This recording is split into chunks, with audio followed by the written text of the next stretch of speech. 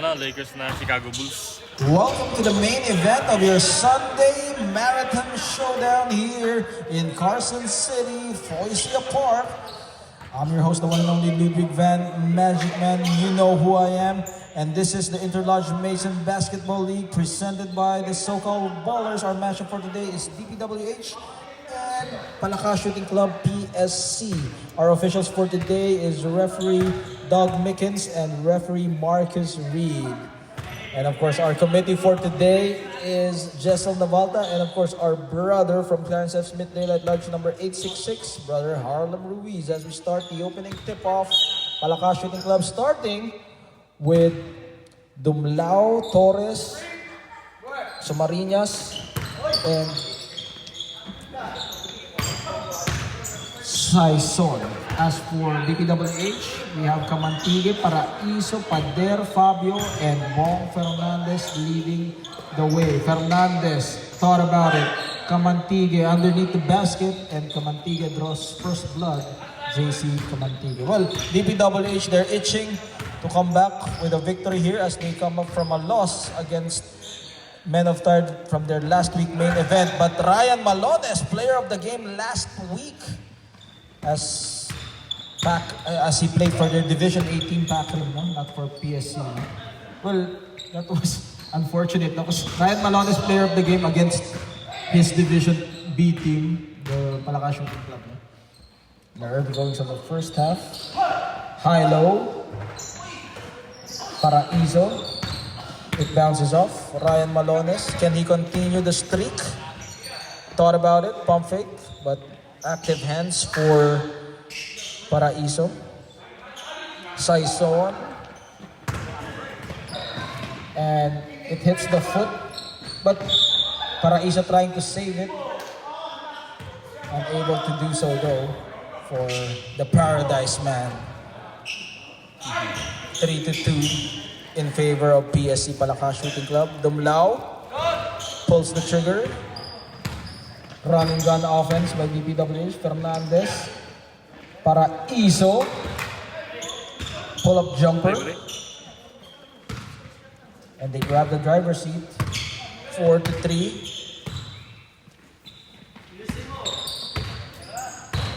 Uses the screen. Ryan Malones. It bounces off. Baseball pass. No look. And Pader hits the wall and uses the glass for Pader. 6-3. Dumlao. Front rim. Put back. Torres. Well, that is something that Palaka Shooting Club can do here. Now, control the rebound since they have the height. But of course, DPWH, they are a run and gun team. Fabio can also provide the rebounding. Corner 3 from Pader. 9-5 is our score. Don't forget to watch this on YouTube, SoCal Ballers 21. Ryan Malones, can he hit his second three-point shot? Pader, again, the run and gun offense. Stretches forward for Pader. Quick 4 points for Pader. Torres decides to attack, kicks it out. Sumariñas, post underneath the basket. Ryan Malones uses his height advantage against Fabio. 5 points for Ryan Malones. Ooh, he hits the wall for Paraiso. And he gives it. Pardon me. I got it was Shackton. He gave it to another player, no? May parlay ata ito si Malones eh. Binigay sa kalaban eh. Put back. They tap it away. Torres with a hand on his face. Comes up short. Bong Fernandez. And look at that pass from Bong Fernandez. Threading the needle. Ooh, what a play from Bong Fernandez. All business for Bong Fernandez. Well, if they're all laughing, but Bong Fernandez, in all seriousness, taking care of business here at the post. Torres against two defenders and gets the crawl in for Torres as he goes all to the line. 9-15, DPWH up by 6. And while he's in the free throw line, if you haven't subscribed to our YouTube page, please do so. SoCal Ballers 21 on YouTube to catch the games. Replay, Camantigue to Paraiso. Take me to paradise, Mr. Paraiso. 17-10. Ryan Malones directing traffic. Decides to take it. No look pass, Fabio. 4-on-2 situation, run and gun offense, transition, Dumlao unable to save it. 14 minutes and 13, substitution. Mark Crisostomo in the ballgame. Well, that's additional ceiling here for Palaka Shooting Club. The Toadmen. Baseline. Paraiso thought about it. Camantigue left wide open and Camantigue unable to knock it down. Sumariñas securing that ball. Dumlao using the half-court set. They have the advantage. And skying high for that loose ball is Camantigue. Fernandez at the middle. Dishes it out. Pader blocked by Ryan Malones, but they were able to recover it. Corner 3. Bong Fernandez showing us the full repertoire of his game as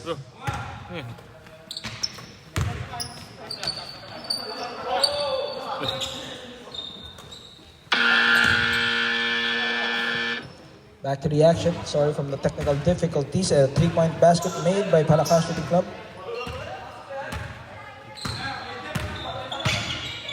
13-20 is our score as we go straight back into the action. Fabio takes it closer from the elbow. Unable to get the shooter's bounce. Ryan Malones inhaling that rebound. Ryan Malones holding on to that ball. And gives it to Torres. Torres takes it closer and Torres in the paint. Exploiting their height advantage. 15-20. Fernandez between the legs. Against Crisostomo, finds Paraiso. Paraiso, too strong on that one. And good pass from Fernandez. Now, a while ago, we were saying that Bong Fernandez showing us his full repertoire. He can attack the basket, he can hit the 3-point shot, and again, he can play on the defensive end. Two-way player, Bong Fernandez, with the right hand. And Palaka Shooting Club will call a timeout. That's their first timeout here with 11 minutes and 14. Mark Moralida will check in the ball game.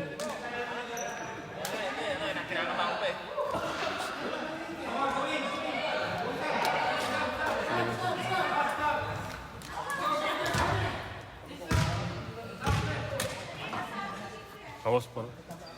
Bawas oras. Hindi, 14. Wala na. 11:14. Mag-allowance na tayo ng 10 seconds para kasi magkaiba yung ano dito eh. Para at least pag hindi natin napindot ka agad, extra 10 seconds. Para may extra 10 seconds pa ako magsalita. Bago magbasa. After that timeout, our score is 15-22. This is the Interlodge Mason Basketball League. DPWH up against Palaka Shooting Club. This is Ludwig Van, Magic Man, your host, MC, commentator. And Mark Torres. And the putback from Mark Crisostomo cutting the lead down to 5, 22-17. DPWH playing undermanned here without their 3-point shooter Derek Valdez and their big man Jason Mayo. But Pader picking up the slack from rainbow distance. 17-25, 8-point lead being enjoyed by DPWH wearing black jersey while Palaka Shooting Club wearing green jersey. They go at the post. Sumariñas kicks it out. Crisostomo from the corner. Saison with the putback. Torres again ganging up on the boards with a jump hook. Still misses. Well, that has been the problem of DPWH now. When Jason Mayo is not playing, they have trouble with the rebounds, but Paraiso underneath the basket, extending that lead to 10. Ryan Malones sees an opening with the dipsy-do. Pader zigzagging his way, shifting gears, however unable to make that basket with the left-hand layup. Crisostomo at the middle as he attacks the paint relentlessly with no mercy. 19-27. Behind the back dribbling, Fabio. Fernandez launches. Comes up short, Fabio with the offensive putback. And Fabio, and that was a mistake for Palakas Shooting Club. They have the advantage, however, they let Fabio swoop in. Pump fake, Torres. And Torres making that basket. Textbook fundamentals for Torres, crossover. And look at the move from Mark Crisostomo. What a gorgeous move from Mark Crisostomo. Phenomenal. 23-29, Fabio left wide open, and it was too strong. Baseball pass, Mark Torres all alone, and he will convert. 25-29. Out of 4. 4-point lead separating both teams. Palakas Shooting Club slowly trimming away that lead as DPWH held scoreless here. And look at the front court of Palakas Shooting Club. They have Sumariñas, they have Malones, they have Crisostomo in the paint. But the run and gun offense of DPWH is what they're relying for. So it's going to be a difficult time here for Fabio, who has been manning the paint for them. Rebound taken away by Fernandez, and he throws it away. Malones, na-record yun, ha? Brother Ryan Malones. Nag-bounce eh. And they can trim the lead down to 1 or 2. Let's see if they convert. But Paraiso forces the turnover. Pader will go with the flush.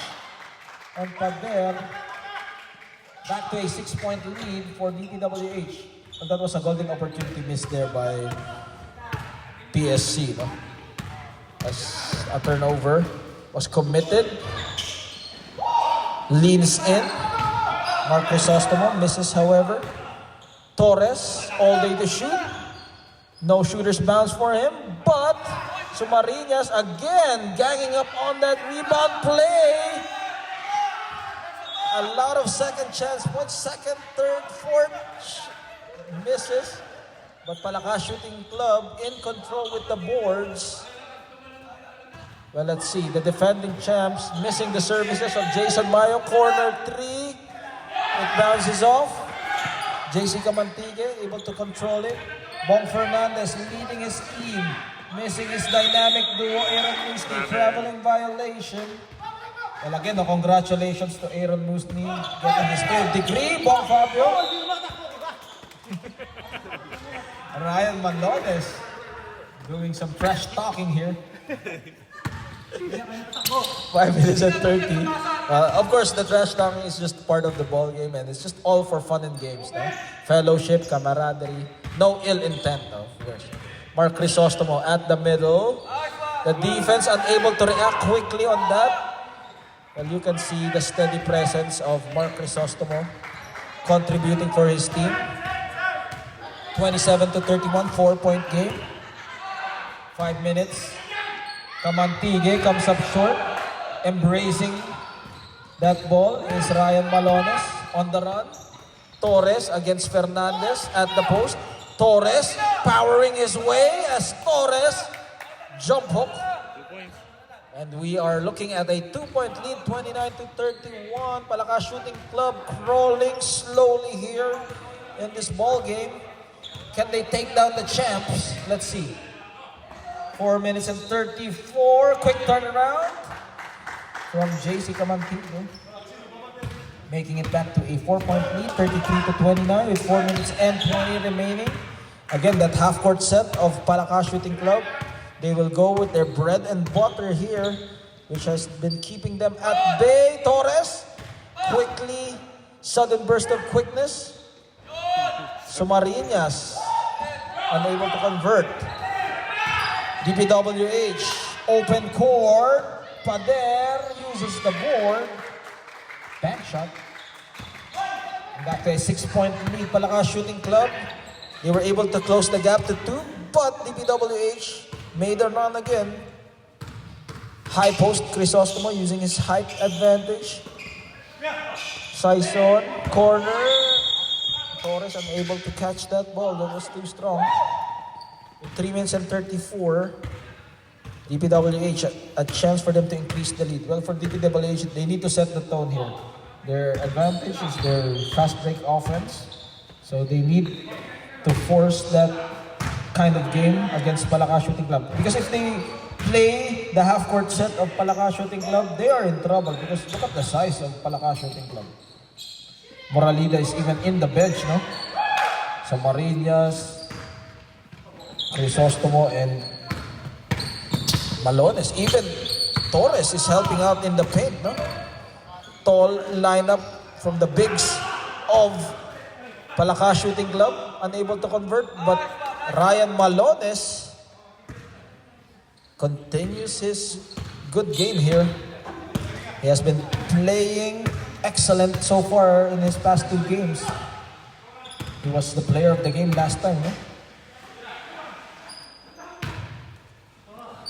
They go at the middle. Fernandez directing traffic, corner, sees no opening. Looking at his options. Fernandez momentarily wide open, unable to sink it in. And look at Malones playing by his moniker. Well, their friends call him the MVP, no? Can he prove to us that he's the MVP of this league? With 2 minutes and 8, Crisostomo. Look at the handles of Crisostomo smoking all his defenders, and another one bites the dust. If you know the reference from the AP song, alam na alam ni Tito Jessel yun, no? Another one bites the dust. Yeah.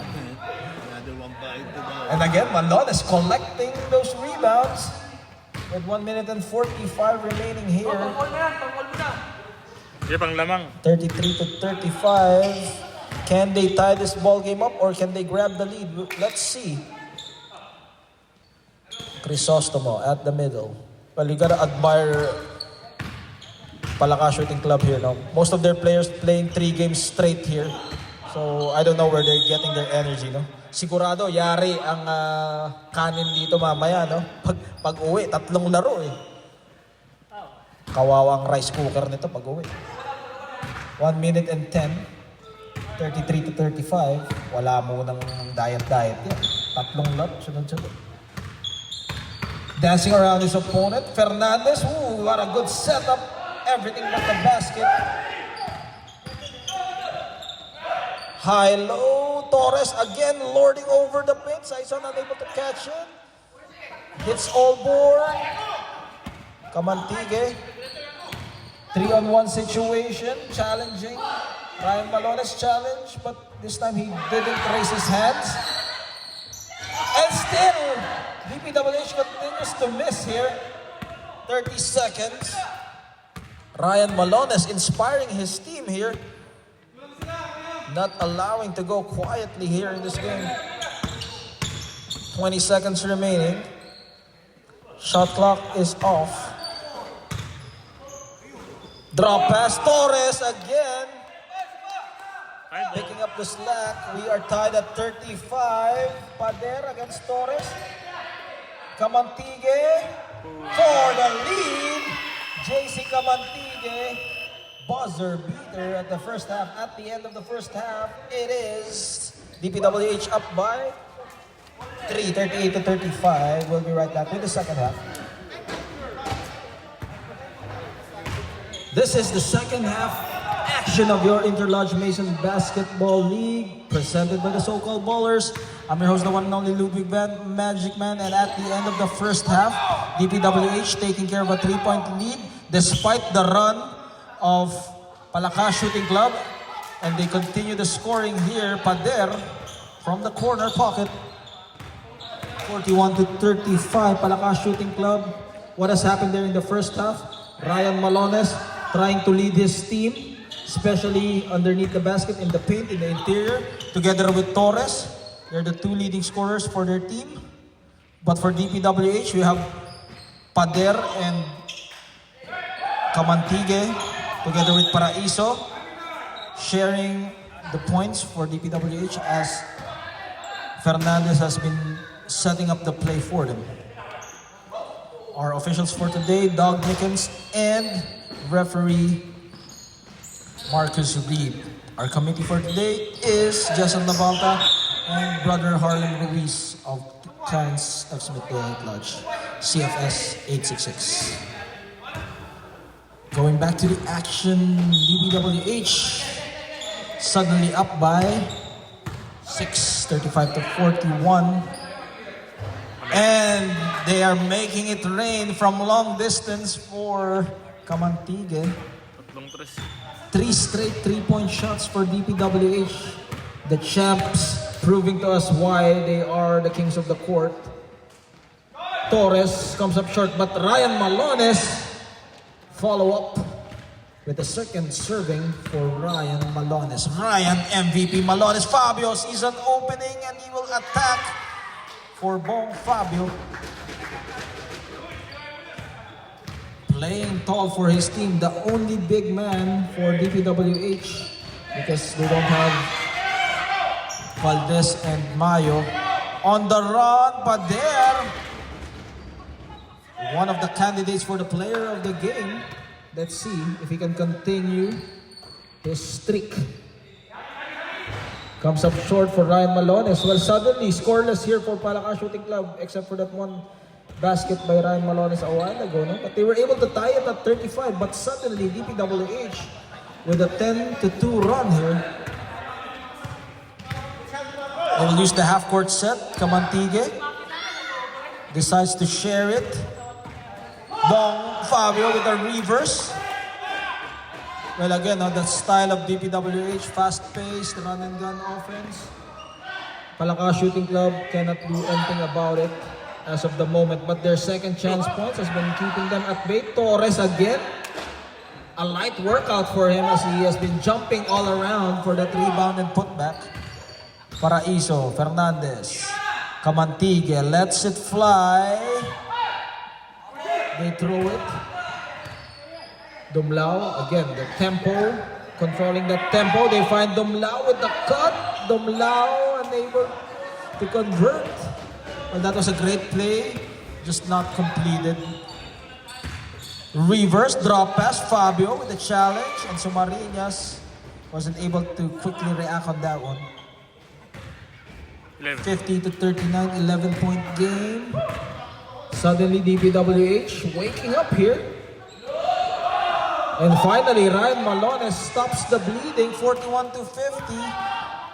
Para Pader, no shooter's bounce. Mark Moralida controlling the board.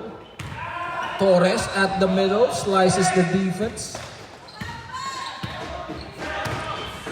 4-on-2 situation. Bong Fernandez, drop pass Pader, and with the crawl in from Pader, who has been leading all scorers here for DPWH.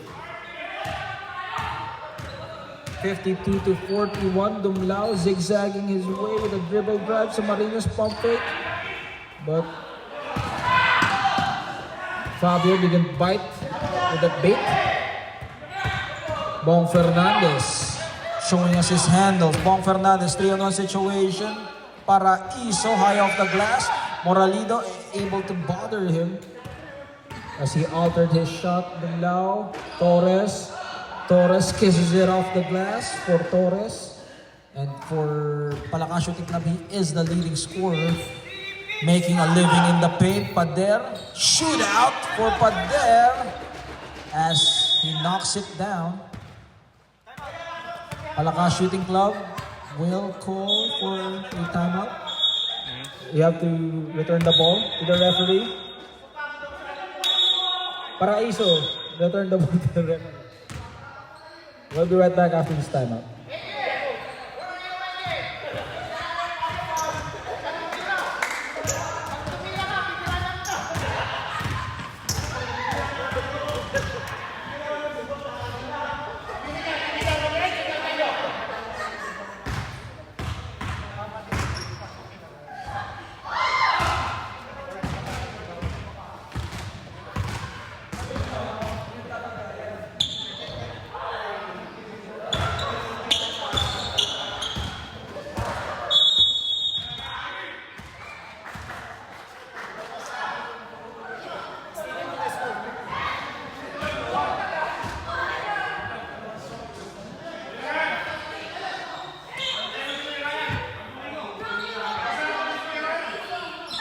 This is the continuing coverage of your Interlodge Mason Basketball League. Follow us on YouTube, So-Called Ballers 21, for the latest games. This is week number 6 of this tournament. We are here for 10 weeks of pure basketball action as we go straight back in. Paraiso, point blank, miss. Let's see if Palaka Shooting Club can make a comeback. They're down by 12, which they were able to tie a while ago. But Palaka Shooting Club, can they still have some gas left in their tanks? Fernandez speeds his way. Fernandez goes all the way to the hole, delivering the goods for Bong Fernandez. But it seems that Bong Fernandez hasn't even give his 100% here. But he's playing as a facilitator here because Aaron Musni is not in the game. Usually he would be doing the scoring, but this time he's a facilitator for his team. As he decides to take it, Ryan Malones directing traffic. That's his favorite move, no? Ryan Malones directing traffic, but suddenly he will take the shot. Pader from the elbow, and Pader sinks it as he connects 59 to 46. They're starting to dig the grave here. At muntikan pa tayong tamaan. Mr. Gerald Niso.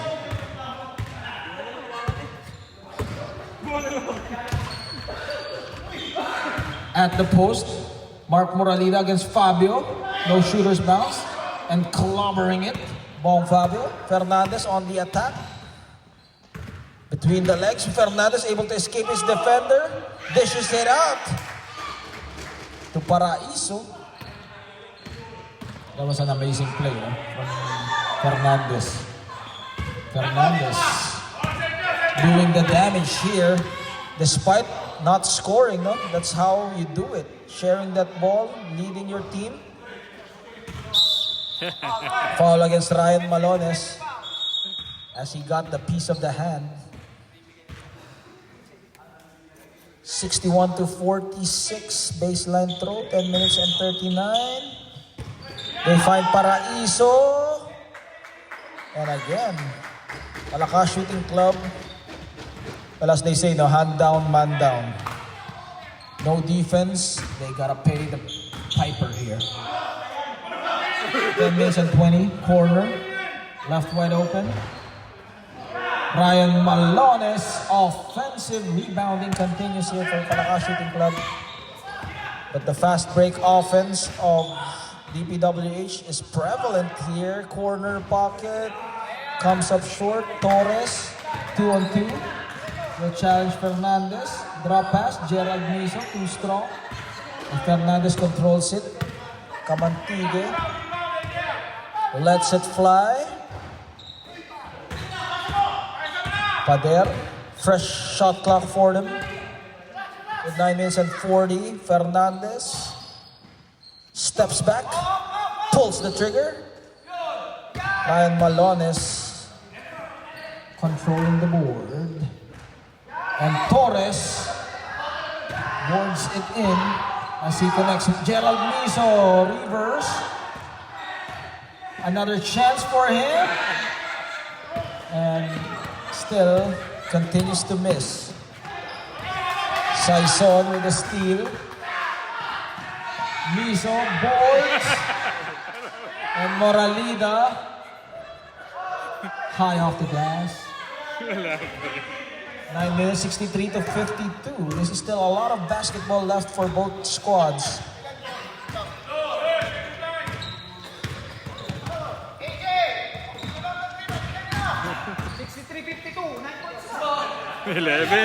Fabio, all day to shoot for Fabio, and Fabio knocks it down from behind the line. 66 to 52, a 14-point lead being enjoyed by DPWH. Takes it as he releases it. Miso again can't buy a basket. 4-on-1 situation. Paraiso hang time. 8 minutes left here in this ball game. Malones, no fear on that shot. And again, they are at the mercy of Paraiso. Paraiso checks on the line from beyond the arc. Paraiso drills the trifecta. 19. 71 to 52. And DPWH starting to dig the grave here. But Mark Moralita answers the call. 6 minutes and 34.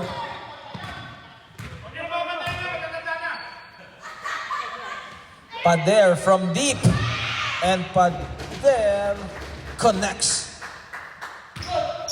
55 to 74. DPWH, despite being undermanned here, manages to take a huge lead over Palakas Shooting Club. Well, for Palakas Shooting Club, no, just to give them some sense of encouragement, this is their third straight game, no? So probably some energy drained out of them as well. Torres with the layup, gets his own miss. Stat padding on the rebound, however, can't make the basket. Fabio.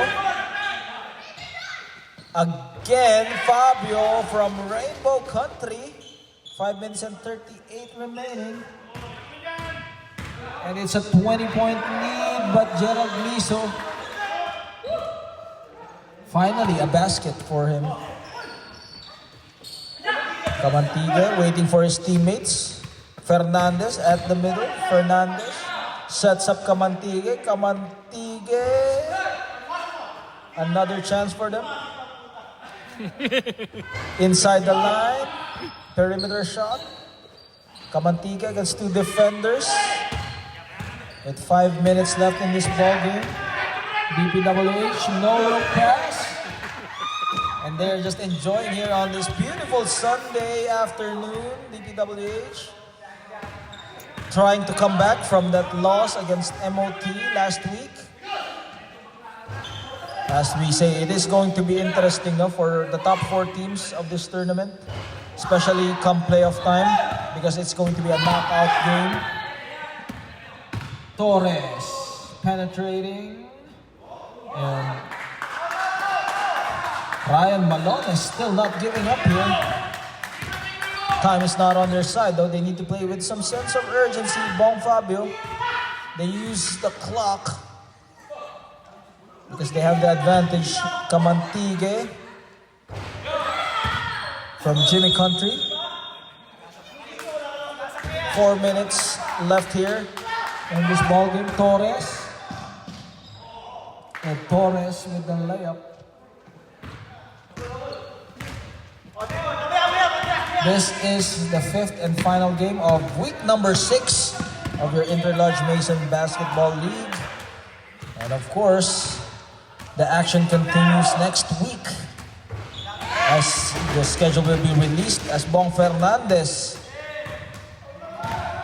doing the point guard duties for his team. Usually he's the off guard, no? Offensive guard for DPWH, but this time he is the facilitator, the point guard for DPWH, because Aaron Musni, who is celebrating his 3rd degree of being in the Freemason, is absent today. Well, he deserves a rest now after having that racing from his 3rd degree. Well, of course, if you're watching Aaron Musni, congratulations for being a Master Mason. And Ryan Malones continues to drain his shots here. Well, he is using it as a springboard for practice, no? But it's still not over with 2 minutes and 47 left. 58 to 60, 18-point lead. Well, it's gonna be a difficult mountain to climb, but mathematically this is still possible if Palakas Shooting Club wants to make a run.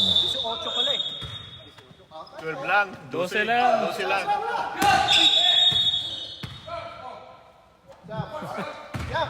Yeah, sub.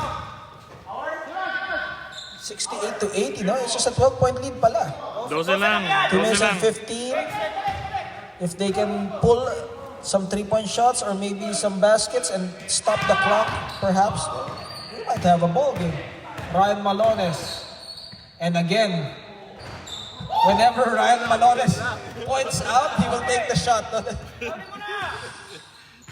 Kung ako yung teammate ni Ryan Malones, turo ng turo, tapos siya rin pala titira. Pero maybe that's his strategy, no? Kamantige. Sizing his defender, Bong Fernandez, one-on-one. Single coverage, Fabio. They will let him shoot. Corner, Kamantige. It's still not over, 1 minute and 30. It's just a 12-point game. Underneath the basket, reverse, and they shut it down. Any chance for Palaka Shooting Club was shut down with that layup. But Mark Moralida continues to keep it at bay with 1 minute and 9 seconds. Bong Fernandez using the clock on their side. Finds Paraiso, and Paraiso with the dagger, so to speak. And Bong Fernandez sneaking from behind with 48 seconds left. And it's safe to say that DPWH has this game in the bag. And we are just waiting for the final touches of this game. Ryan Malones, top of the key. Torres, Fabio, snatching it away. 30 seconds. Fabio launches. They tap it. Saison, 20 seconds left.